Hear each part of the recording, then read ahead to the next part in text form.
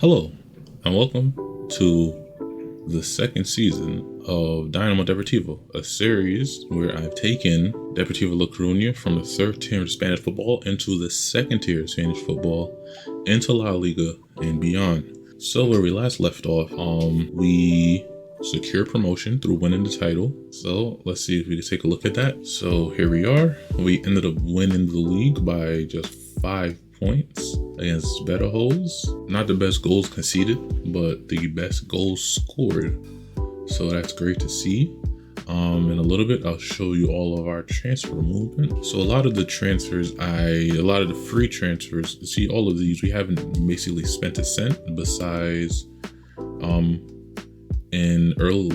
later this transfer window. But most of the signings that I made pertaining to free transfer signings were made during the season, 6 months before a player's contract is finished. They can sign a pre-agreement with another club, and then once their contract expires at their parent club, they can transfer to their new club for free. So that's how we were able to pick up a couple of these players. So let's take a look at them. First, we have Lucas Nucal, an Argentinian winger / striker, a decent player. Unfortunately, because every division that we go up, there are different registration rules. So for this division, the second division of Spanish football, there is a stipulation limiting a team to only 2 non-EU players. So I will show you our 2 non-EU players that we registered instead of him, but a decent player nonetheless. I do believe he'll be able to play cup games just fine. And if possible, because he does boast such a large transfer value, possibly selling him in January might be optimal for us. Next, we have Alex Blanco, signed from Valencia on a free transfer. A decent winger, 23 years old, not very great mentally, but possibly could improve in the future. Already a great player for only €6 a week.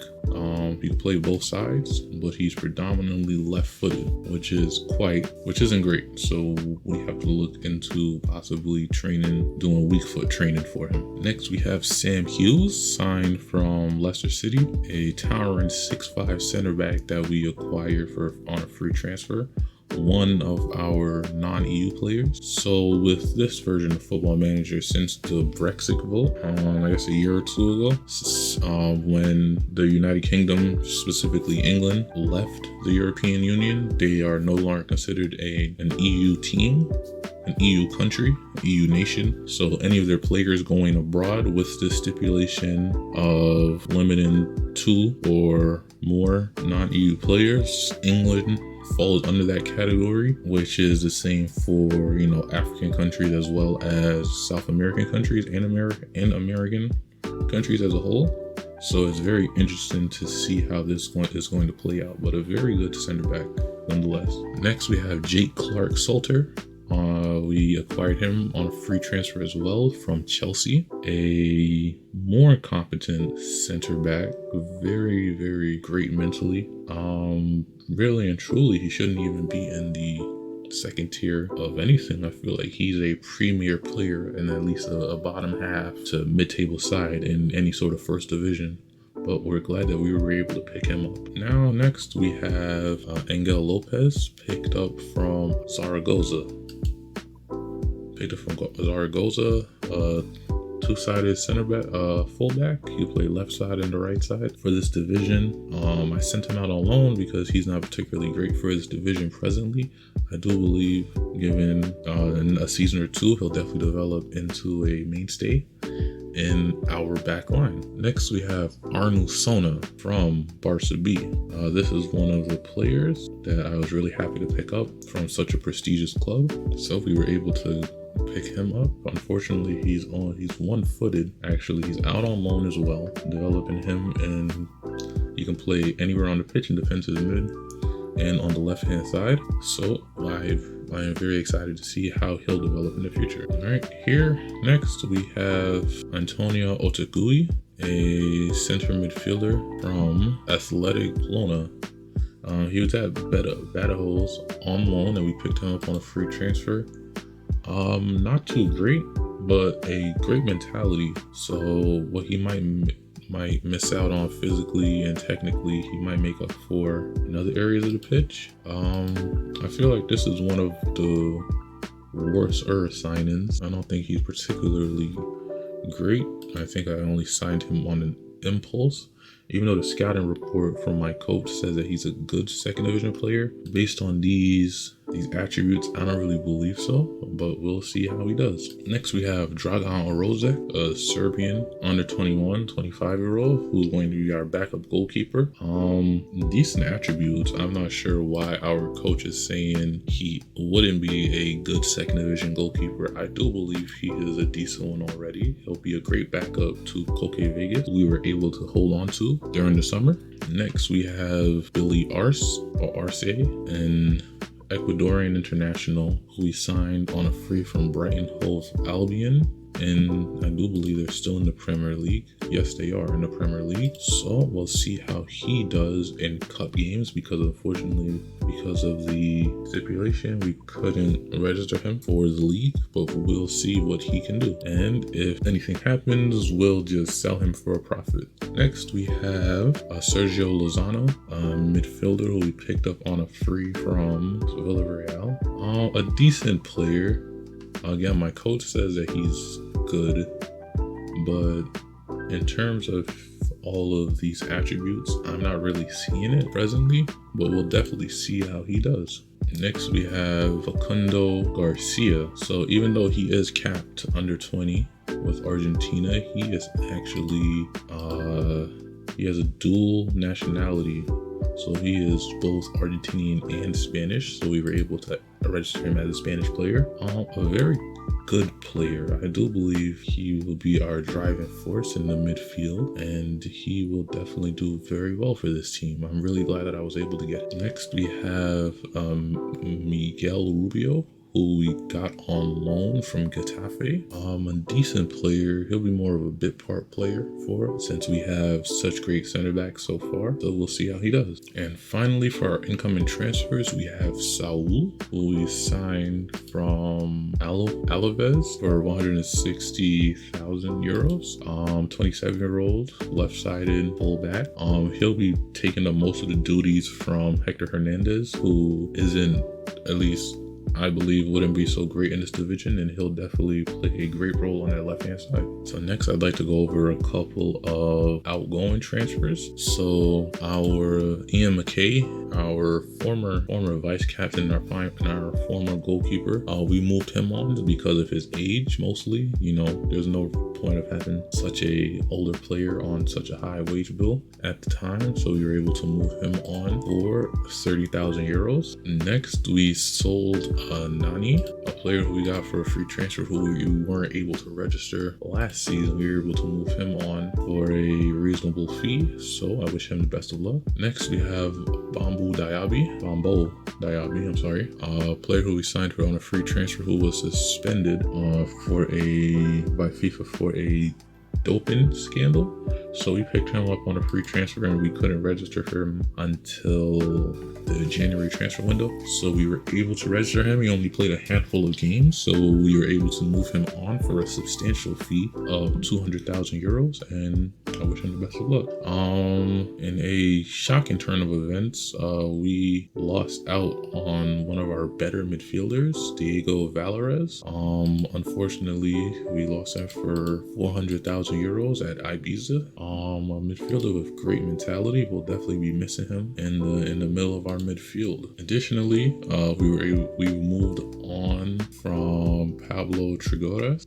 Because of our two English center backs coming in, there was a need to move someone on, and unfortunately Pablo got the short end of the stick. He was a great defensive partner with Granero at the back in our campaign last season, but I had to make the executive decision. I unfortunately had to let him go. Speaking of letting go, we let go our former captain at 36 years old. He wasn't really going to be able to help us get to that next level. So I was able to move him on as well for a fee of 20 euros. So now he's playing in Norway. So this is what the squad looks like now.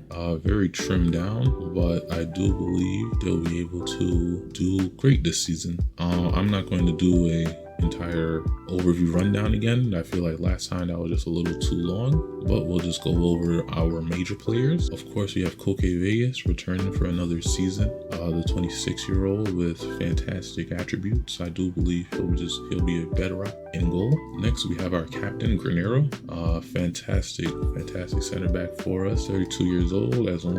I hope he's able to carry on the form he had last season into this season and to see us avoid relegation. Here we have Benito, our right back. I was looking for right backs throughout the season. I wasn't really able to find anyone, but Benito definitely has a season or two left in him, so we'll definitely make the most of it. On to our midfield, Falconoto Garcia. All eyes will be on him in the middle of the park. Hopefully he'll be able to step in and fill in the shoes that Valerius left for him, and hopefully he's able to take up that challenge. And here's Menudo. A little worse for wear. I'm not sure how he'll do in this division, but I do believe he'll be able to make the same as that splash he had last season and carry on that same form, and I have full faith in him. Along with Alberto Queiroz, a fantastic goal scorer for us last season, and I hope he carries on that form. So the board's expectation this season is to avoid drop and avoid relegation. So let's take a look at what the bookies are projecting us to do. So as you can see, newly promoted side, we are projected to finish in 12th place. I guess our acquisitions were very noteworthy for the media, and we'll see if we'll be able to live up to these expectations. So here's a look at our run of games. So our first episode will be covering for our first episode this season, we'll be looking at our opening game against Almira in the second division. And here is a look at the rest of our games throughout the season. Definitely, I know a couple of these names, former teams that were formerly in La Liga, like Malaga and Zaragoza, and I'm not sure about Oviedo. So there are a couple of teams that have, and Valenciano. So there are teams with first division pedigree, and I'm not expecting to achieve promotion so quickly. It'll probably take between next season and the season after that to really solidify ourselves, push for those playoffs positions, but we'll definitely try our best.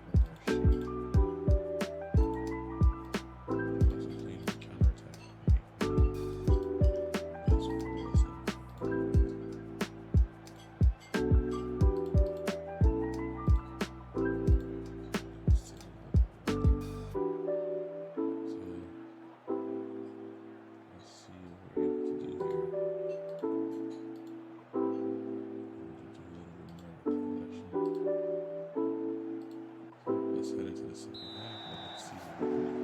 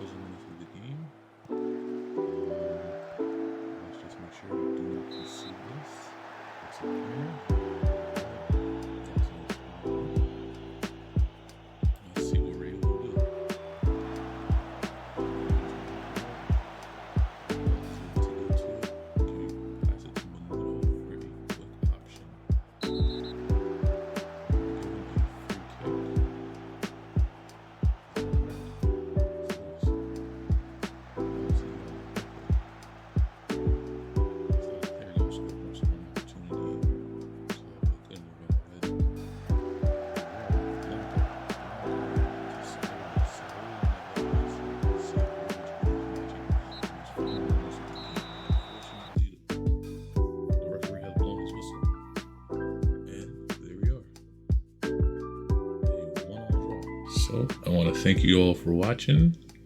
I will return back to you in the next couple of games. I just want to get a feel for how we'll be doing in the division, and I'll keep you posted. So if you've made it this far, thank you for watching. Please consider subscribing and liking the video if you can. And as always, have a great day.